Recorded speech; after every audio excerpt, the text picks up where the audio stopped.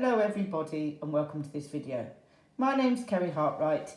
I'm a first aid instructor based in South London and I run a company called Safety First. Today's topic is going to be about how we manage burns. Figures would suggest that 30 children every day, or babies and toddlers that is, will get burnt on a hot drink in the family home. And 95% of burns happen in the family home. But it's not just our children we have to worry about. It's very easy to burn yourself when you're cooking food or to forget to switch an electrical appliance on. I had someone on a first aid course the other day who'd managed to burn themselves on their hair straighteners as an adult, and this is something that's a risk for children as well.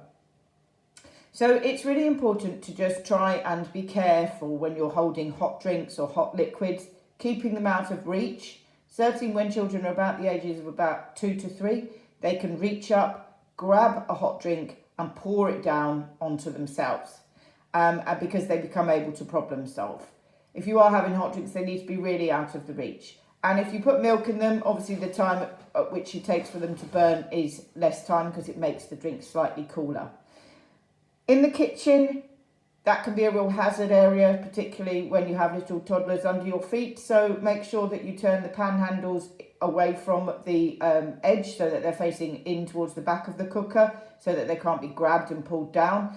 Make sure that you observe people when they're using the microwave. As you know, if you heat things up in the microwave, they can start to have hot spots which can burn very easily. And just mind for little fingers touching the hob.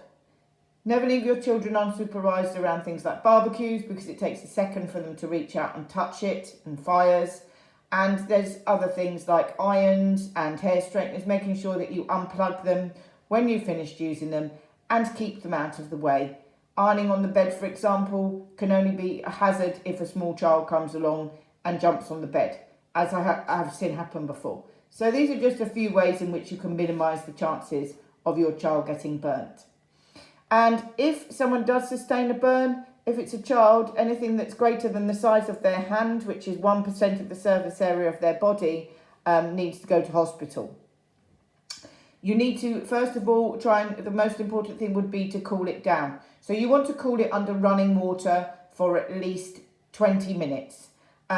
Cool running water, doesn't have to be freezing cold running water. I say to parents when I do first aid courses that at this time of year, if you turn the tap on, you're likely to get frostbite from it, so it doesn't have to be freezing cold water. The water can be slightly tepid. It just needs to be cooler than the burn area. So hold it under there for at least 20 minutes or as long as they will tolerate it, observing them for signs of hypothermia if it's a particularly big area that they have burnt.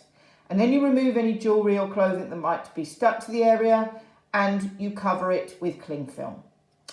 You should never burst blisters. If your child does have blisters, leave them intact. They might burst them when they get to the hospital to see how deep the burn is, but that's not something for us to do. There's a huge risk of infection with burns, so we need to make sure we cover it up, we leave the blisters intact, and we get them to hospital as soon as possible.